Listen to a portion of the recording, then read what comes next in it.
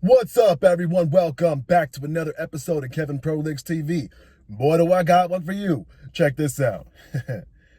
I was the cause of the dead bedroom. All right, here we go. I wanted to share my story in case this could also be what's going on with someone else's partner. Even if not, enjoy the read. I was the cause of the dead bedroom. I'm 48. No, I'm 46 male, divorced for 12 years, and had 2 teenagers. My wife had a high libido, and I was pretty average. She had lots of sexual experience before me, but she was my first and my only one. I I come from a traditional conservative background. I know she wanted to spice things up throughout our relationship, and I just wasn't into anything kinky. Throughout our 8+ year sex life, no, throughout my 8 year plus sex life, it was Bible sex. I don't remember attempting to please her, but she did orgasm sometimes. The thought of protection aroused me, and I didn't want to foreplay.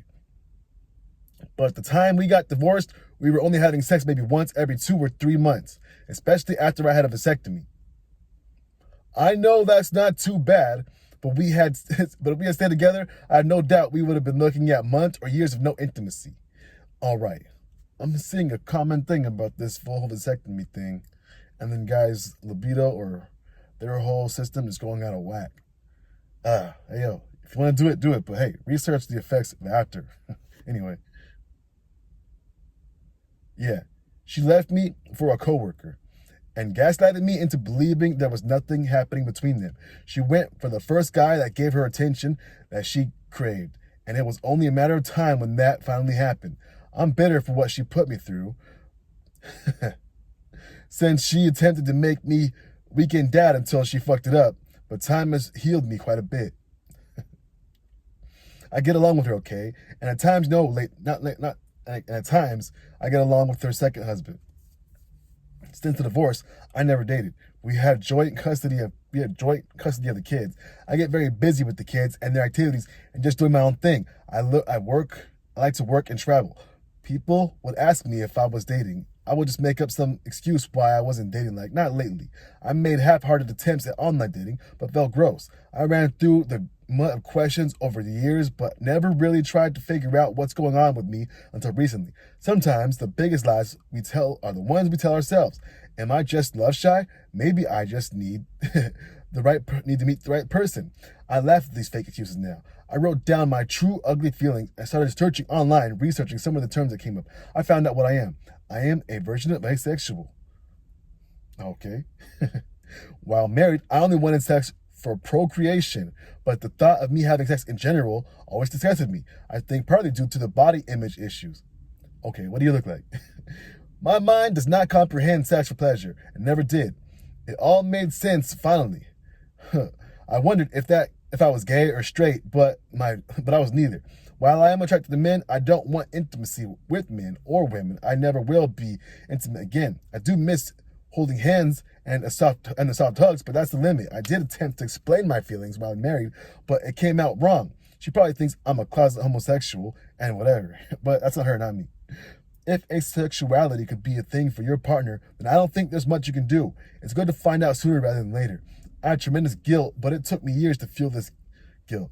My marriage was a sham and it was doomed to fail. I wanted marriage to fix me and make me normal. I love my kids and they're the greatest thing that ever happened to me, and I have no regrets having them. But for whatever reason, your partner is going through what they're going through with regard to no intimacy, and I guarantee you, you will feel guilty one day.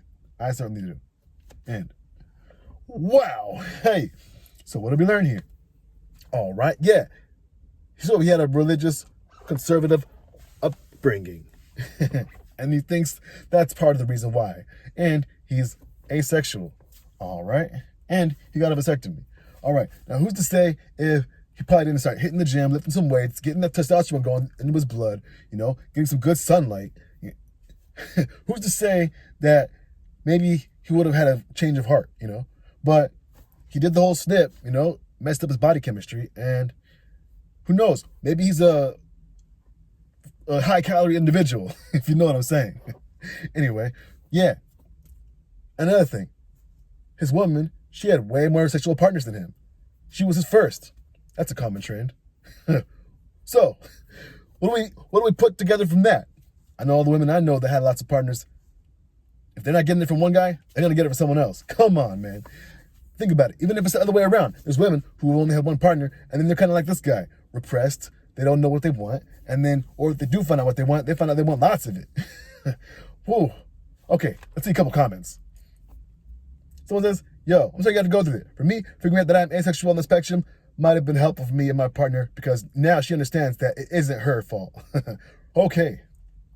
Another person says, are you sure your conservative upbringing or religious views didn't have more to do with your shaping?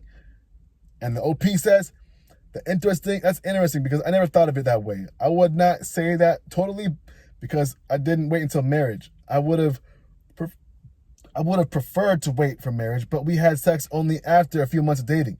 I knew she was experienced and looked at it now. I was afraid I was going to lose her if we didn't do it already. Oh, wow. There it is, an update. So, scarcity mindset from the guy. Religious upbringing. So, he probably had the fire and brimstone over his head. He probably wasn't the best of looking or something. I don't know. And they had an incompatibility issue from the jump. Whew. Come on, man. It's all right there. So, if you're going to get with someone, make sure your values align. And don't try to fake the funk. Anyway, this has been Kevin Privilege TV. Make sure you like, comment, subscribe, and share. And I'll catch you in the next one.